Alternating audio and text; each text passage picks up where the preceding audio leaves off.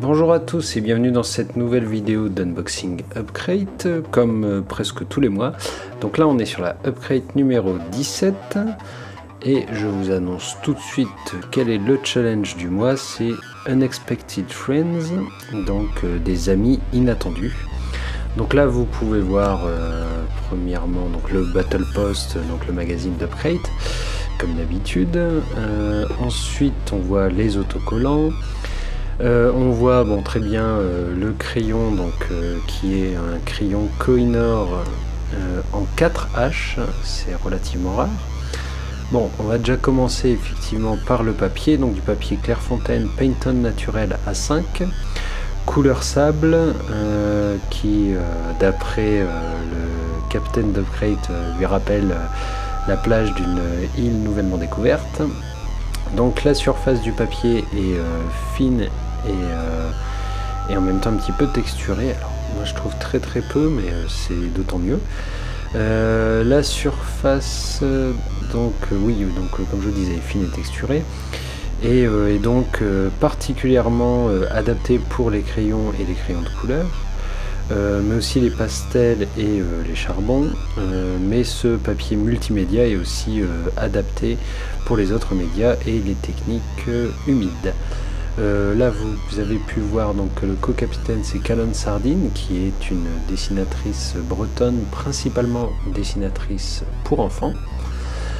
Le thème, là on peut vite le deviner, ça va vite tourner autour de l'encre. Donc voilà, je vous parlais du crayon Kohinoor en 4H, qui est très utile lorsqu'il s'agit de faire des dessins fins et qui peut être effacé très facilement, effectivement. Donc il est très dur mais en même temps relativement clair. Bien sûr, donc de forme hexagonale comme tous les crayons Kohinoor pour rester en toute sécurité dans votre main. Ensuite, donc ils existent en 20 différents degrés de dureté. Donc à mon avis ça doit aller du 10H au 10B facilement, 8H au 8B peut-être. Là vous pouvez voir donc les encres qui ont été fournies dans la box de ce mois-ci. Donc c'est Rohrer & Klinger, donc une compagnie de Leipzig. Qui existe depuis 1892, donc ce sont des conteneurs de 12 mm. Alors vous pouvez voir à gauche le scarlet, donc écarlate, au milieu le noir et à droite le sépia. D'après Upcrate, ça brille tout autant que la mer avec le soleil du matin. Les pigments sèchent rapidement et il y a un liant qui est en résine et qui ne jaunit pas et ne vieillit pas, ce qui signifie d'après Upcrate que vos pièces maîtresses seront bien préservées au fur et à mesure des siècles. L'encre peut être appliquée avec un pinceau ou un crayon ou un porte-plume, comme on en a un que vous voyez là à l'écran. Donc avec un porte-plume, et ça crée effectivement des effets uniques quand vous le diluez dans l'eau, et vous pouvez bien sûr expérimenter avec. Là on est passé sur le porte-plume avec les 6 plumes qui sont fournies donc de Speedball. Donc il y a deux porte-plumes. D'ailleurs ça c'est marrant, ils vous disent dans le magazine qu'il n'y a qu'un seul porte-plume, mais en réalité il y en a deux. Et donc 6 plumes en métal. Bon, là ce que vous pouvez voir, c'est que j'ai commencé à faire un premier sketch un petit peu donc dans un sketchbook en spare pour la Upcrate Battle de ce mois-ci. Donc je le rappelle, les amis inattendus. Vous avez pour participer jusqu'au 28 février. Alors bon, là ça laisse le temps. Moi personnellement j'ai reçu la boîte le 19 janvier. Donc voilà, ils ont envoyé très tôt. En parallèle, j'avais reçu un mail de Scrollerbox, comme beaucoup de gens, disant que malheureusement la boîte de janvier serait pas délivrée à temps. Pour l'instant, actuellement on est le 21 janvier ou le 22, je ne sais plus. Et ils n'ont toujours pas envoyé la boîte. Donc je pense que pour le mois de janvier, la Scrollerbox s'est fichue malheureusement. Là voilà, ils ont eu un énorme délai pour la réception d'un des d'un des trucs qui serait dans la Scroller Box de ce mois-ci. Et ils disent qu'ils ne peuvent pas faire sans malheureusement, donc c'est pas, cette fois ça doit pas être le bonbon, ça doit être tout simplement un objet d'art en fait, tout simplement, qui est malheureusement manquant. Donc je reviens un petit peu sur le porte-plume et les plumes Speedball. Donc il y a 6 plumes en métal, alors en fait il y en a 3 pour chaque porte-plume, hein. Les porte-plumes sont un petit peu différents. Donc les 3 plus petites, donc les 3 plus fines sont pour le porte-plume le plus fin et les 3 plus grandes sont en fait pour le porte-plume le plus grand. Donc d'après le magazine, ça dit que ces plumes en métal de Speedball sont particulièrement efficaces et permettent d'avoir des lignes longues et toujours alimentées en encre. Et vous n'avez pas à tremper votre plume dans l'encrier aussi souvent grâce à leur réservoir, c'est-à-dire le petit trou qui est dans chaque plume. Alors c'est vrai que moi j'ai mis un petit peu de temps à m'habituer au début, mais effectivement vous le verrez après sur le dessin final, sur le papier Clairefontaine. Effectivement, il y a une fois que vous avez appris un petit peu à maîtriser justement la plume et le porte-plume, ça dure assez longtemps sans que vous ayez besoin de recharger. Donc le fabricant a perfectionné ce type de plume pendant plus d'un siècle, en le transformant en le meilleur outil pour la calligraphie, le dessin et des sketchs de design détaillés. Bon, bien sûr, comme d'habitude, c'est toujours un petit peu de la pub. Là, ça se vend donc ces 2 porte-plumes avec les 6 plumes, ça se vend 12,50 €. Les encres se vendent de 3,95 € chacune, donc on va dire 4 € chacune. Donc déjà là, on est à 24 € de valeur de boîte. Le papier se vend 3,20 € et le crayon se vend 70 centimes d'euros. Donc voilà, on a quand même quelque chose, enfin, encore une fois avec Upcrate, c'est un petit peu l'avantage, on en a pour son argent. Moi je suis vraiment satisfait ce coup-ci du porte-plume. Alors sur la boîte des porte-plumes, c'est présenté donc par Speedball, qui dit que depuis plus de 100 ans, Speedball est un nom dans lequel on fait confiance et qui continue de faire des becs, donc des plumes à la main pour calligraphistes, lettreurs ou dessinateurs. Speedball fabrique une gamme d'ensemble de stylos pour lettrage, calligraphie, dessin, esquisse et de nombreux types d'illustrations au trait. Chaque ensemble vient avec un manuel d'instruction pour vous présenter votre nouvel ensemble de stylos et des conseils utiles sur les méthodes de lettrage et de dessin. Et effectivement, en fait, vous avez peut-être pu le voir sur un petit côté de la boîte, il y a une espèce de petit papier qui en fait est très bien replié, donc qu'ils appellent tout simplement instruction. Et en fait, c'est énormément de choses sur comment faire de la calligraphie, notamment truc pas mal, il vous montre avec des flèches, etc., comment dessiner des lettres, par exemple gothiques, comment faire un petit peu des fioritures sur les lettres tracées à la main. Il vous explique aussi les différentes techniques avec l'encre. Alors, par exemple, le stippling, donc le pointillé, les lignes parallèles, plus ou moins espacées, plus ou moins fines, qui parfois se recoupent, le hachurage croisé, les petites lignes aussi croisées, criss-cross, les lignes profilées, c'est-à-dire un petit peu dessinées en cercle, les lignes ondulées, les croisés griffonnés, etc. Il vous montre par exemple sur un dessin de visage les différentes techniques appliquées. Il n'y a pas toutes les techniques bien évidemment. Ils vous le font avec d'autres types de dessins, notamment des animaux, des paysages. Il vous explique aussi un petit peu comment tenir la plume. Donc il vous explique de tenir la plume entre le pouce et l'index, de reposer la plume sur le côté du majeur, non, en fait c'est pas la plume, c'est le porte-plume, d'étendre légèrement votre annulaire pour plus de stabilité, garder votre poignet droit sans le tourner vers la gauche ou la droite. Utilisez tout votre bras pour déplacer la plume, gardez la plume à l'angle approprié, c'est-à-dire 45 degrés. L'angle de la plume crée les pleins et les déliés, voire illustration. Formez chaque segment en gardant le bout de la plume en contact avec la surface d'écriture. Utilisez une pression légère mais constante sur le papier. Et pour déplacer la plume, ils vous disent que quand vous faites de la calligraphie, il ne faut jamais changer la position de votre main, de votre poignet ou de vos doigts. En fait, il faut faire le segment en déplaçant le bras tout entier à partir de l'épaule, tout en gardant le poignet. Vous pourrez voir après que j'ai pas du tout appliqué ces conseils et que moi je dessine énormément avec la main. Après, je suis sur un dessin relativement petit. Et d'ailleurs, ils vous disent la seule exception à la règle de garder le poignet, les mains et les doigts en place et de bouger tout le bras, c'est quand vous faites de très petites lettres. Alors là, ils parlent en pouces, donc à peu près un demi-pouce de hauteur ou moins. Dans ce cas, il vous faut soigneusement former les lettres avec les doigts. Bon, bien sûr, après, ils vous conseillent d'aller regarder les livres Speedball sur la calligraphie. Le co-capitaine, donc comme je vous le disais, Calonne Sardine, qui est une illustratrice, principalement illustratrice pour enfants, bretonne, vu que son site se termine en BZH. Donc elle donne, son vrai prénom c'est Anne, elle donne quelques tips, 5 tips, qui sont pas révolutionnaires. Après on est sur de l'encre, donc vous pouvez pas faire tout et n'importe quoi avec de l'encre, vous retombez toujours sur les mêmes conseils. Bon, elle commence par parler du crayon 4H, donc elle explique qu'il est extrêmement sec mais qu'il est parfait pour dessiner puisqu'il permet des mouvements très doux.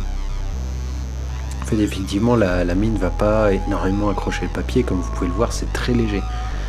La mine doit à peine toucher le papier pour produire un sketch très léger au niveau du crayon. C'est important de ne pas appliquer trop de pression. En plus, c'est vrai que si le dessin est assez léger, vous n'auriez peut-être même pas besoin de l'effacer. Alors effectivement, avec plus la mine est dure, donc plus on arrive sur un grand nombre en H, plus effectivement il vaut mieux éviter d'appuyer trop fort, parce que vous allez juste percer le papier entre guillemets, ou en tout cas très fortement le marquer, sans que la ligne soit plus noire, plus visible pour autant. Ensuite, son deuxième tip, c'est de dire que le porte-plume est très facile à utiliser, mais il faut bien sûr faire attention à ne pas vous blesser quand vous prenez la plume. Changer les plumes peut être délicat et il faudra aussi faire attention à ne pas les endommager. Et souvent c'est ça, si on se blesse pas, souvent on peut vite foutre la plume en l'air, malheureusement, parce que c'est des petits objets fragiles. Amusez-vous amusez-vous avec le porte-plume lorsque vous dessinez. Plus la pression est importante, plus la ligne est forte. Ce qui marche aussi dans l'autre sens, c'est-à-dire que moins, elle le dit elle-même, moins vous pressez la plume sur le papier, plus le dessin sera léger. Essayez avant tout, essayez ça sur un petit morceau de papier. Elle explique qu'elle essaie toujours de faire, elle fait toujours une petite ligne sur un petit morceau de papier avant de commencer à l'utiliser sur le dessin. Essayez-le et ensuite dessinez, c'est la façon de faire. Tout simplement, en fait, c'est pour savoir votre plume, un petit peu quelle épaisseur de trait elle produira. Ensuite, elle vous dit de mélanger les couleurs, osez, poussez vos limites, repoussez vos limites, sortez de votre zone de confort et laissez-vous être surpris par la magie du jeu avec l'encre. Ajoutez de l'eau pour jouer avec la transparence et créer des atmosphères uniques.